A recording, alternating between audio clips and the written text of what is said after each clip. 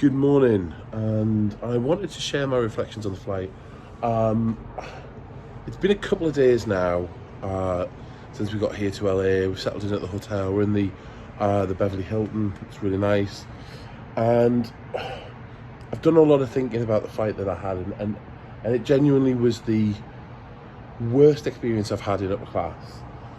And I kind of want to share some thoughts about it and why I'm so disappointed with what Virgin are doing at the minute and what they're doing to their crews. I, as many of you know, and certainly my friends know very well, I am a a huge advocate for Virgin Atlantic. I've spent thousands and thousands of pounds throughout the years. I've been traveling with Virgin for 8 years since 2013.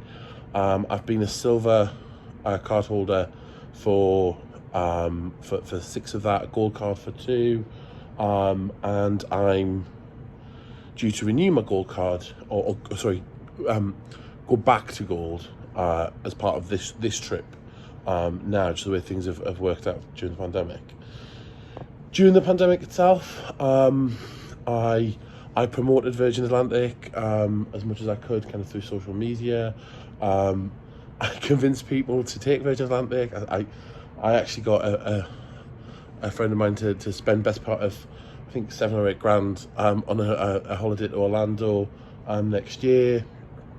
Other people I've convinced to spend money and to upgrade to premium or up to enhance their experience. And I feel like I've added support to the company, particularly during the dark days kind of last year when it was really, really bad.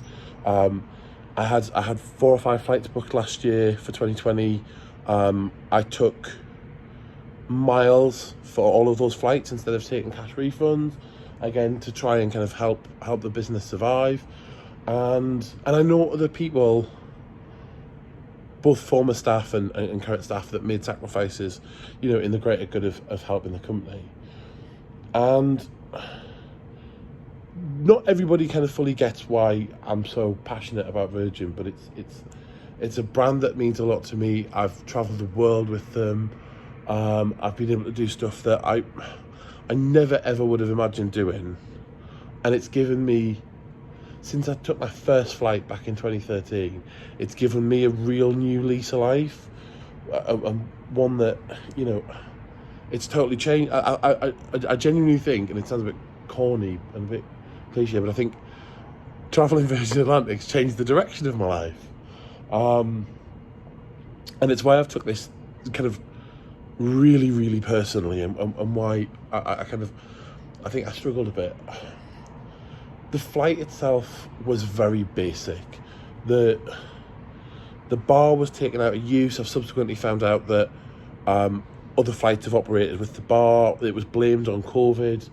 That hasn't been the case. I know other people have travelled since with the bar and social space in operation.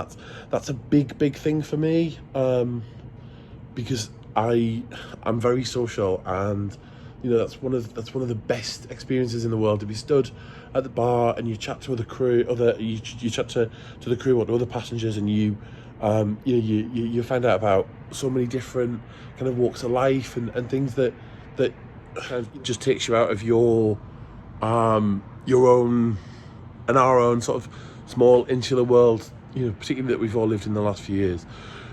And that was a huge thing, but it was just the whole service routine's been cheapened. The meals, the meal service has been cheapened. It's lost the sparkle. It's lost the crew are rushed off their feet. It's blatantly obvious that there are less crew on these aircraft now. Things were missed. We were given premium economy amenity kits, for example. We were, the mood lighting wasn't used, which makes the cabin look awful. The curtains were left open into premium, so you haven't even kind of got the privacy that you would normally have. The they've taken out, you know, it was always a 4-course dinner service. They've taken out the cheese course. The crew, bless them, they're running around. You know, they don't have the time to interact with you anymore. They don't have the time to sort of to chat and enjoy, you know, that kind of that interaction, and that magic, that pizzazz, that everything that is. Oh, sorry for my thumb being in the weather. Everything that makes Virgin, you know, the airline that it is, just wasn't there, and it even came down to in the second meal service. There was turbulence, and it was completely unavoidable. And as the crew member passed me my coffee, it spilled all over the tray table and all over me. And she was clearly so busy that she sort of saw what happened. And bear in mind, the coffee went all over. Like, I was soaking in it. My meal was soaking in it. And basically, she grabbed me some tissues and just kind of left it. And it was just like, clearly she was stressed and trying to kind of sort a load of other stuff out. And it wasn't her fault, because I understand that there's so much to do, and there was a medical emergency on the flight as well, and you know, that had to be dealt with. But you know, when you put so much effort into this, and I really wanted it to be a special trip for Lee, and he kind of said, you know what, I don't really get why you've gone on about how amazing this is, because it's just not. You know, even down to the quality of the food, it just wasn't great. It again, there'd clearly been cutbacks. There was, as part of the second meal service, which I took the afternoon tea, there was no choice. There was no choice in terms of what the sandwiches were. You know, even Avanti on the West Coast are able to kind of do that and offer a kind of a selection. The roll was really hard. It was stale. There was a mince pie that was okay. There was no scones. Again, you know, who has afternoon tea without scones? There was the Eric Landlord cakes were still really good. And I think the crew member kind of felt a bit guilty about the whole coffee thing, because I mentioned to her, I said, oh, at least they've not been sort of downgraded, and she tried to sort of offer me some that had been left over. I mean, I was stuffed by this point. There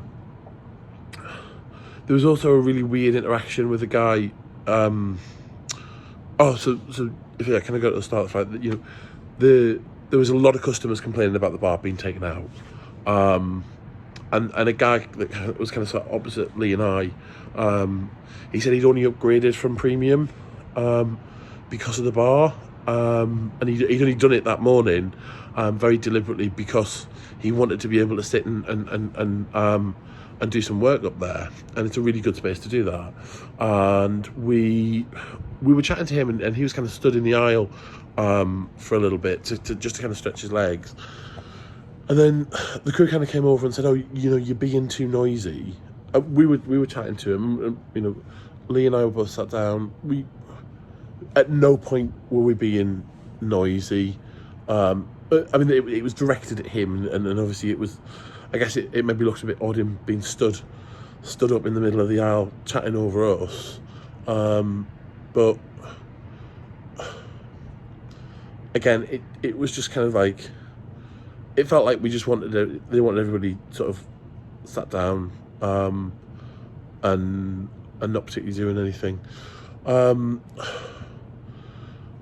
As I said, the whole experience just lacked that je ne sais quoi. It lacked the magic. And if I'm honest, I'm really hoping that it was a one-off, and I really hope that that Shai and the management team kind of reflect on the kind of current state of affairs, and you might be in cost cutting mode, and that might be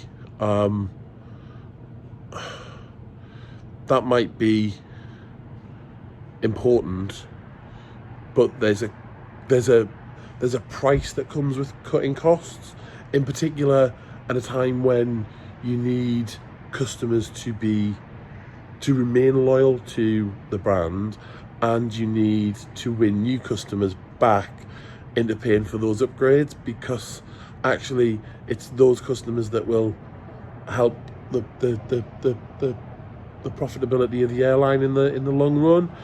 And right now they're just not offering anything that is on par with what they're capable of doing. The Clubhouse experience and going and the clubhouse was exactly what it should be. And again, that was the issue for me, in that one was perfect and exactly how it should be, and the other was so disappointing. I'm going to kind of leave my thoughts there. I'll share with you guys some footage from the flight, and I really hope the flight back is better. It's going to be a night flight, so it's always slightly different anyway, and I really hope that we can get out of Omicron and some of these cutbacks can be reversed. And I genuinely hope that somebody kind of sees this and thinks, do you know what, we probably need to look at how we're staffing and making sure that the crews are just as motivated to do the amazing service that they are capable of. Thank you. See you soon.